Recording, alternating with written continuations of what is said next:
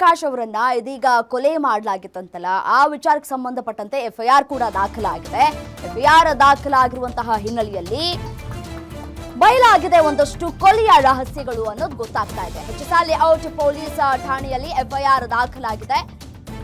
ಪುತ್ರ ಕಾರ್ತಿಕೇಶ್ ನೀಡಿದಂತಹ ದೂರಿನ ಮೇರೆಗೆ ಎಫ್ಐಆರ್ ದಾಖಲಾಗಿರುವಂತದ್ದು. A1 ಆರೋಪಿಯಾಗಿ ತಾಯಿ ಪಲ್ಲವಿ, A2 ಆರೋಪಿಯಾಗಿ ತಂಗಿ ಕೃತಿ. ತಾಯಿ ಹಾಗೂ ತಂಗಿ ವಿರುದ್ಧ ಪ್ರಕರಣ ದಾಖಲಾಗಿದೆ.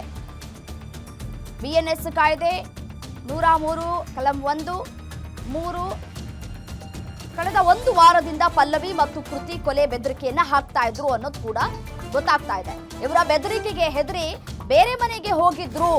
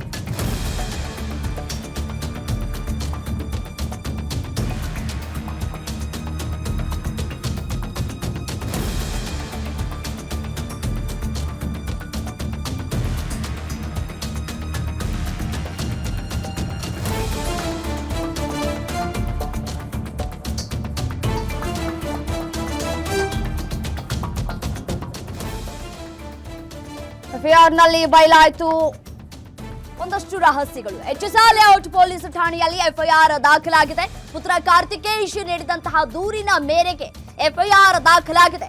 A1 ಆರೋಪಿಯಾಗಿ ತಾಯಿ ಪಲ್ಲವಿ, A2 ಆರೋಪಿಯಾಗಿ ತಂಗಿ ಕೃತಿ. ತಾಯಿ ಹಾಗೂ ತಂಗಿ ವಿರುದ್ಧ ಪ್ರಕರಣ ದಾಖಲು ಮಾಡಿದ್ದಾರೆ. ಓಂ ಪ್ರಕಾಶ್ ಅವರ ಪುತ್ರ. BNS ಕಾಯ್ದೆ 103 ಕಲಂ 1, 3 ಕಲಂ 5 ಅಡಿ ಕೇಸ್ ದಾಖಲಾಗಿದೆ. ಕಳೆದ ಒಂದು ವಾರದಿಂದ ಪಲ್ಲವಿ ಮತ್ತು ಕೃತಿ ಕೊಲೆ ಬೆದರಿಕೆಯನ್ನ ಹಾಕ್ತಾ ಇದ್ರು.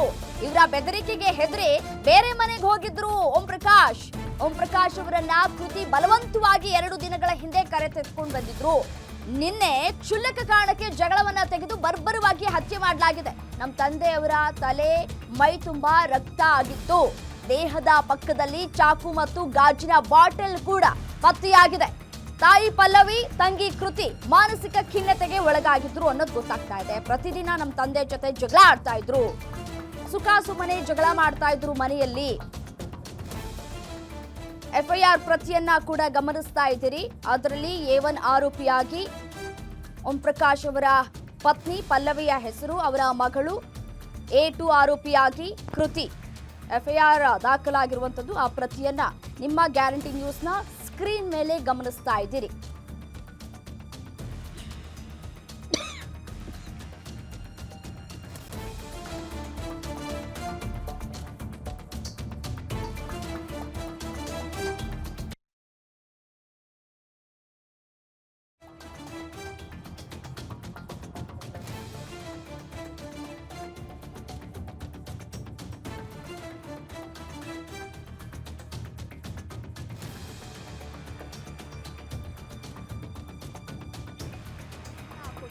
ಅದರ ಮೇರೆಗೆ ಇದೀಗ ಎಫ್ಐಆರ್ ದಾಖಲಾಗಿರುವಂಥದ್ದು.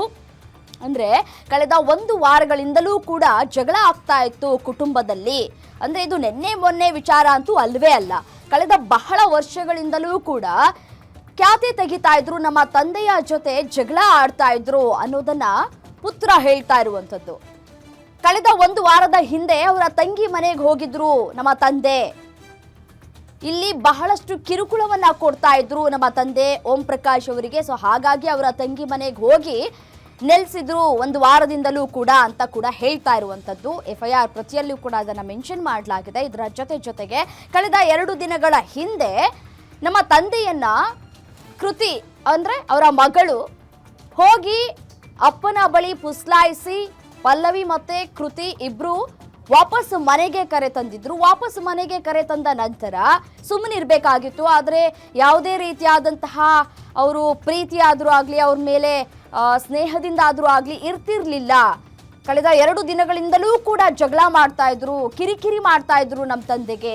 ಇವತ್ತಿನ ಬೆಳಗ್ಗೆಯಿಂದಲೂ ಅಂದ್ರೆ ನಿನ್ನೆ ಘಟನೆ ಆಯ್ತಲ್ಲ, ನಿನ್ನೆ ಬೆಳಗ್ಗೆಯಿಂದಲೂ ಕೂಡ ಗಲಾಟೆಯನ್ನ ಮಾಡ್ತಾ ಇದ್ರು.